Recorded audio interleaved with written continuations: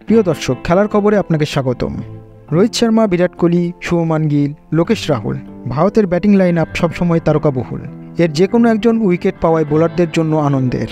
তবে তারকাকুল শিরোমণিও তো থাকে। ভারতের ব্যাটিং লাইন আপে সে নামটি নিঃসন্দেহে কোহলি। তাকে আউট করতে পারলে যে কোনো বোলারেরই আকাশে ওরা স্বাভাবিক। কিন্তু হাসান মাহমুদের কথা শুনলে বিষয়টি অন্যরকমই মনে হবে।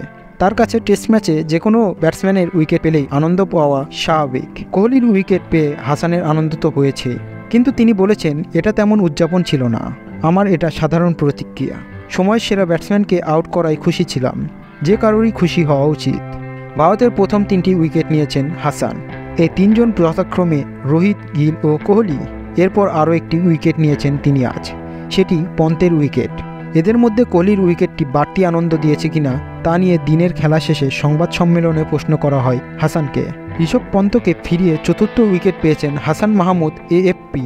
ভারতের শীর্ষ 4 ব্যাটসম্যানকে আউট করা হাসান কোহলির উইকেট নেওয়ার অনুভূতি নিয়ে বলেছেন, যে কোনো ব্যাটসম্যানের উইকেট নেওয়া আনন্দের বিষয়। তো খুব ভালো লাগছে, এটা তেমন উদযাপন ছিল না, আমার সাধারণ প্রতিক্রিয়া। সময়ের সেরা ব্যাটসম্যানকে আউট করায় খুশি ছিলাম, যে কারোরই খুশি হওয়া উচিত।